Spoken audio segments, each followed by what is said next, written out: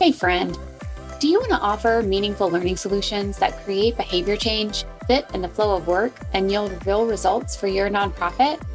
If yes, this is the podcast for you. Join me as I explore instructional design and leadership development best practices, as well as change management, belonging, and influence. If we haven't met yet, I'm Heather, and I've been in your shoes.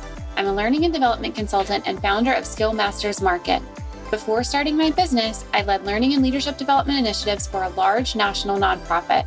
I know what it's like to need to develop your staff quickly and effectively and to build the relationships and cut through the organizational layers to be successful.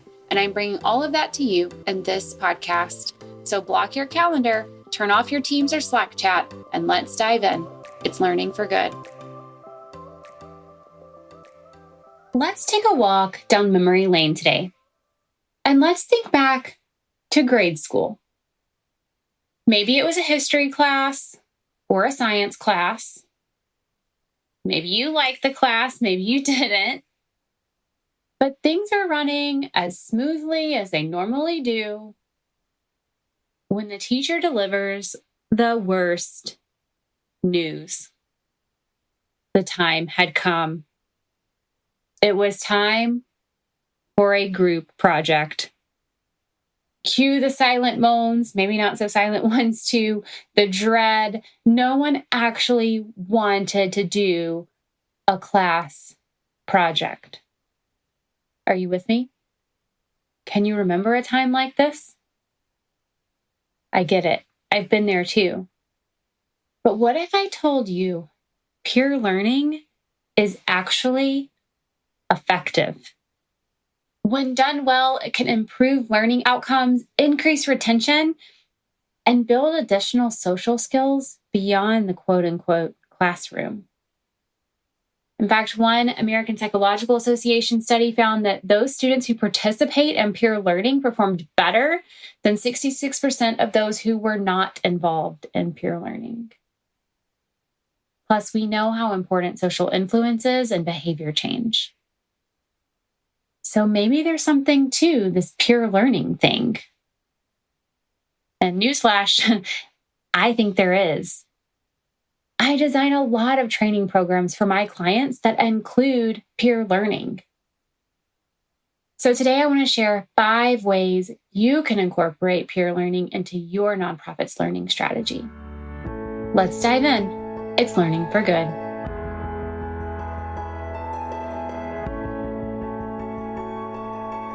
Peer learning is a great technique to use in your training programs. I'll say it again, it's a great technique to use. It encourages active participation and networking. It ensures diverse perspectives are shared and considered. It prompts participants to think about their own experiences and kind of build on them like a scaffold, and then share those experiences and their expertise with others so that everyone gets to benefit from that learning as well.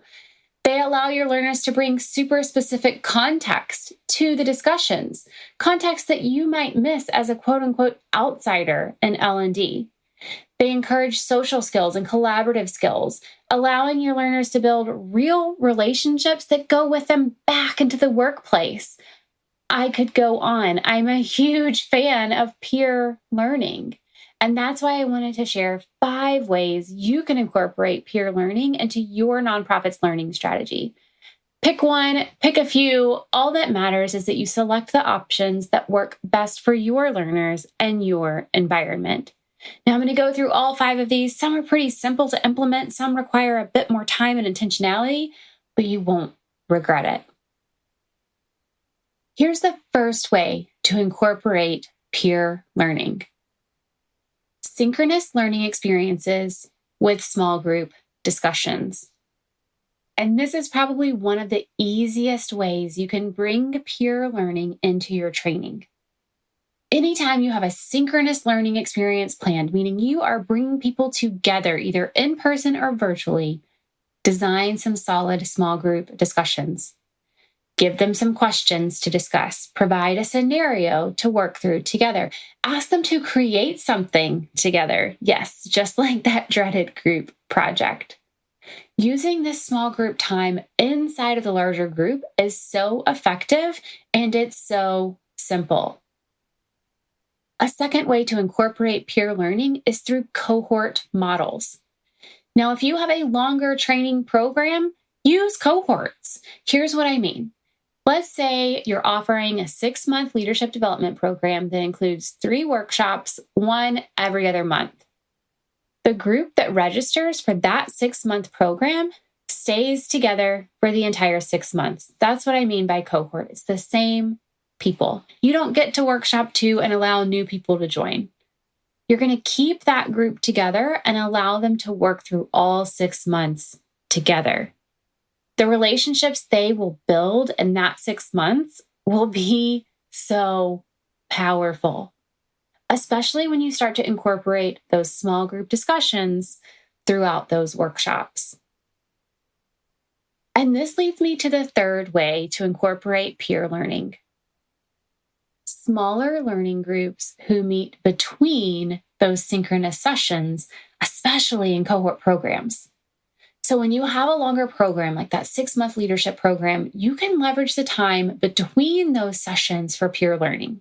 So again, let's say that 6-month program has 30 people in it, and they're all meeting together every other month for those workshops.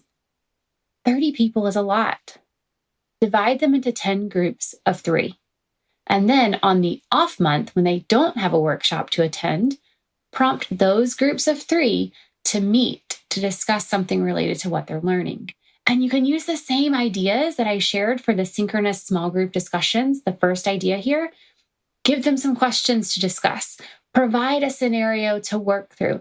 Ask them to create something together. But this group of 3 will become a safe space for them to explore and ask questions. And hopefully there's not any fear of judgment or failure because it is that small group and they're building those relationships. And while we don't want that in a larger group can be intimidating. So this smaller group, this in-between group, is a great way to use peer learning. The fourth way to incorporate peer learning is a bit more complex and requires a bit more effort, but it's worth it. One-on-one interactions, such as mentors, job shadowing, and thought partners. This requires more intentionality because you have to find the right mentor or the right person to shadow or the right thought partner for your learners. And that might be difficult for a large group, like say that 30-person leadership development program.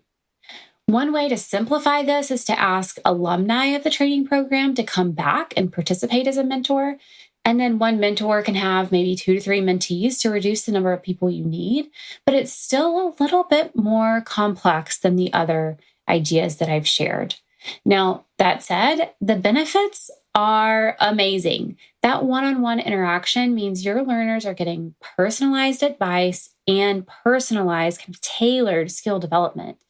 And the data has shown that mentoring, for example, can increase the likelihood of promotions, staff retention, and engagement. So while it does require more effort, the payoff can really be incredible.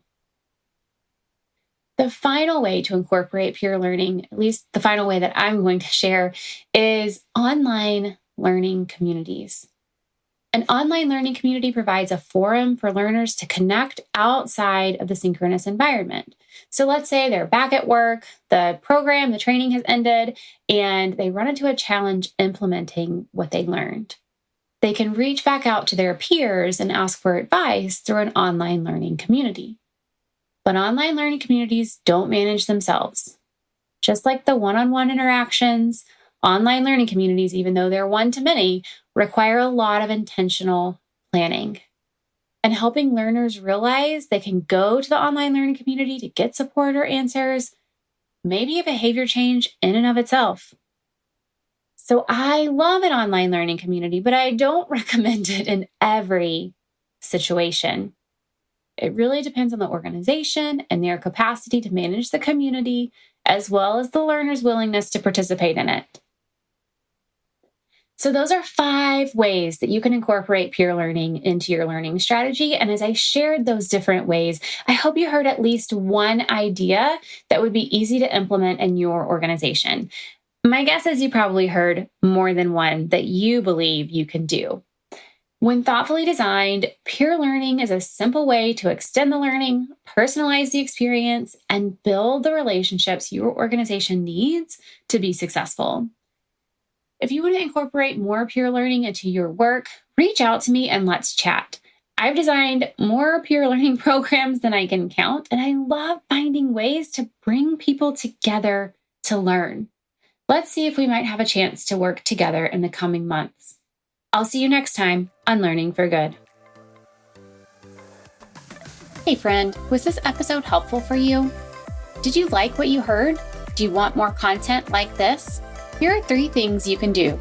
Hit subscribe, leave a review on Apple Podcasts or your podcast app of choice, share this episode with a colleague. This means so much to me personally. I read every review, but it also helps me learn what content you like most so I can create more of what you want. All right, turn that Teams or Slack chat back on when you're ready, and I'll see you next time on Learning for Good.